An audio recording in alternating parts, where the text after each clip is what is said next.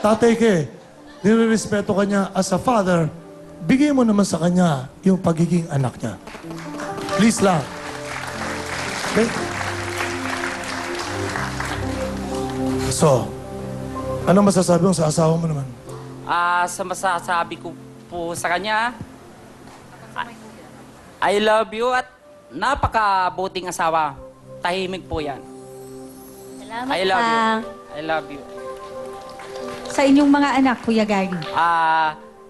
Binabati ko mga anak ko na si Janjan at saka si Usang. Ilan po? Osang. Usang. Usang. Usang po. Maria Rosana po. Osang. Di ba yun yung dancer namin? Hindi. Pero tatawa lang kita. Okay, Gary. Meron ka bang ano ang talent, ni Kuya talento? Gary? Sasayaw po. Sasayaw ka? Aba, okay yan ah. Sige, subukan natin mga kaibigan. Si Gary, sasayaw! 3, 4, arriba!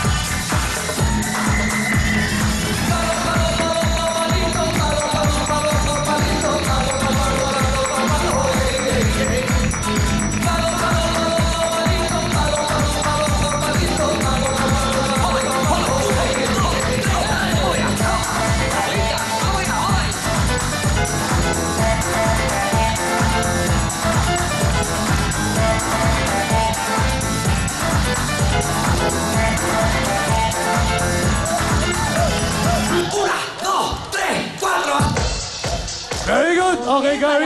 Maraming salamat, Kuya Gary. Gary, di ka ba nag-ambisyo sumali sa beauty contest? Biro lang. 5,000 pesos para sa'yo. Okay. Ang galing ni Kuya Gary. Galing, iba yun. Alam mo, ang lambot ng katawan mo sa totoo lang.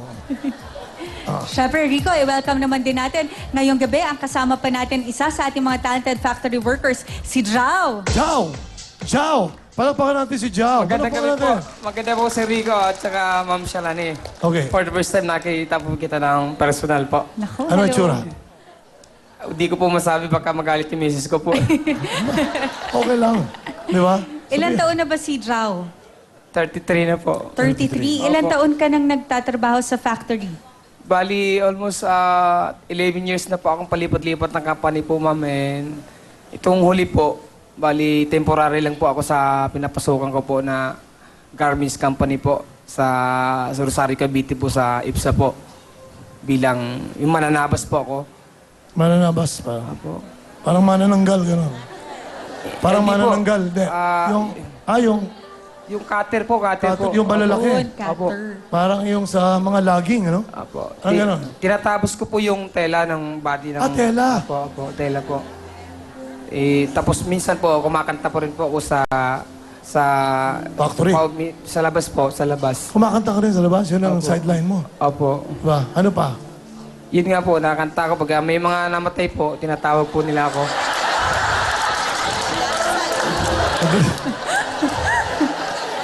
Kung gusto mga buhay, pwede rin. Minsan po, pagka may mga kasal po, tsaka Pero- yung birthday po. Pero mas marami yung patay. Marami pong patay sa amin, sir. Eh. Marami. Sa isang linggo, nakakailan ka na pagkanta sa mga namatayan? Minsan po, tinatanggayan ko na po yung iba kasi Hindi- Meron hindi kang man si specialty. Jao. May specialty siya pag gano'n. Kasi po, napasok po ako sa trabaho po bago pagkagabi may natawag sa akin na mayroong pulaw. Eh, hindi ko na po kakayanin yung puyat po eh. Ilang oras ka naman kumakanta sa mga burol? Depende po. Pagka mabait yung nagtawag po sa akin, binibigay ko na lang po tulong sa kanila po yung kinakanta ko po. mabuti. Wow. Alam mo bang hindi ka namin pwedeng payagang kumanta ngayon?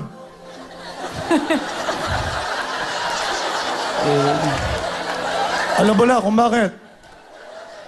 Puro buhay ito. Aba, baka may... Gusto mo ba magpasok muna tayo ng patay dito para medyo...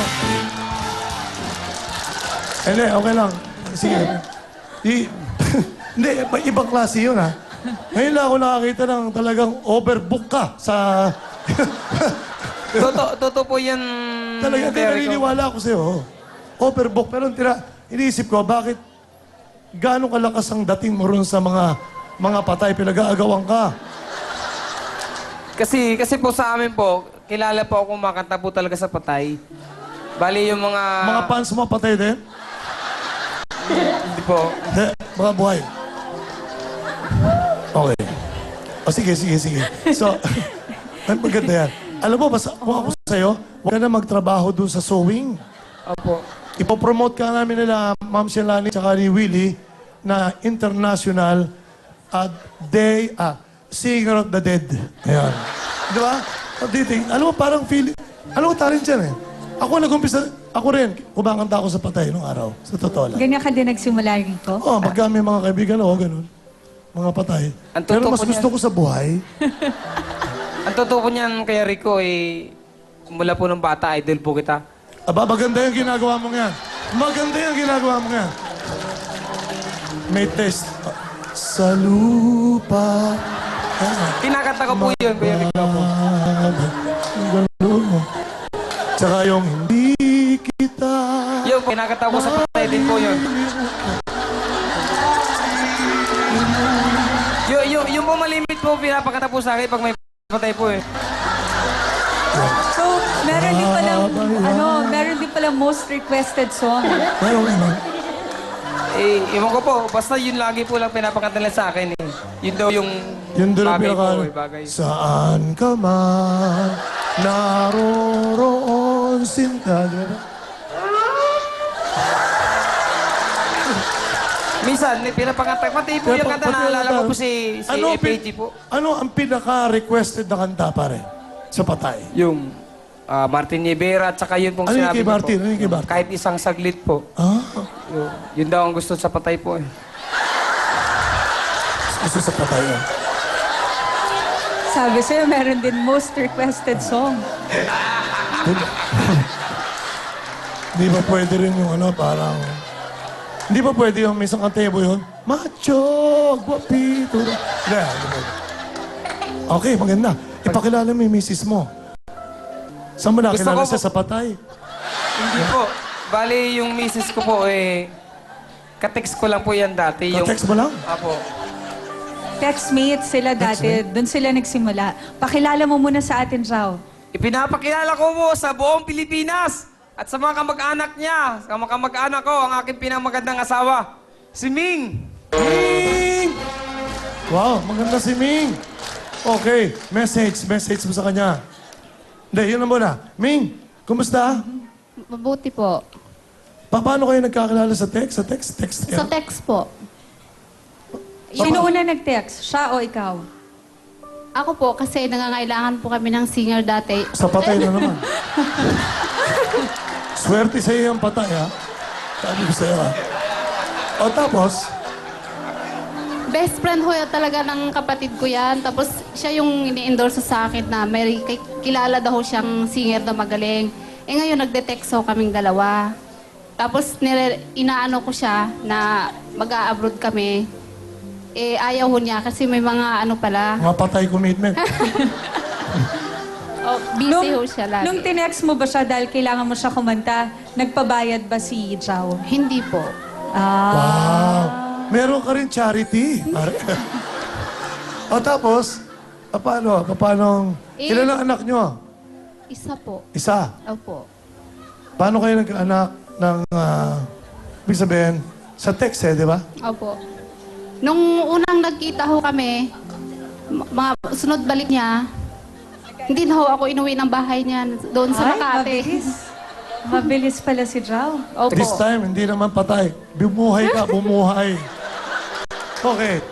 Gano'n, ha? One pa lang, one. Opo. Anong masasabi mo sa kanya? Well, Mabait po. message mo sa kanya. Sana magtagal pa kami. Kasi marami ho talagang pagsubok dyan. Kasi magaling ho kumanta yan. Maraming babaeng magkakagusto sa kanya. Talaga, pag kinantahan yung babae ho niyan, ako. Mabuti na lang, Baka puro patay mamaya- ang kinakantahan. Buti na lang ho talaga patay. Hindi buhay. Kasi kung buhay, delikado ako.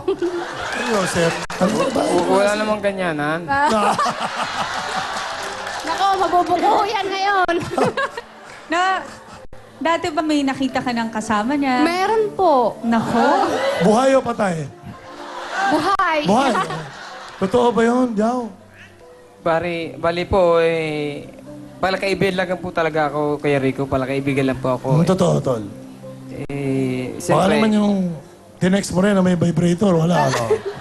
hindi po. Yung mga kaibigan ko po kasi usually mga babae po. Kaya malapit po ako Malapit sa babae. ka sa babae. Napipil ko nga eh. Maganda lalaki. Basta ba singer, ganon, Rico?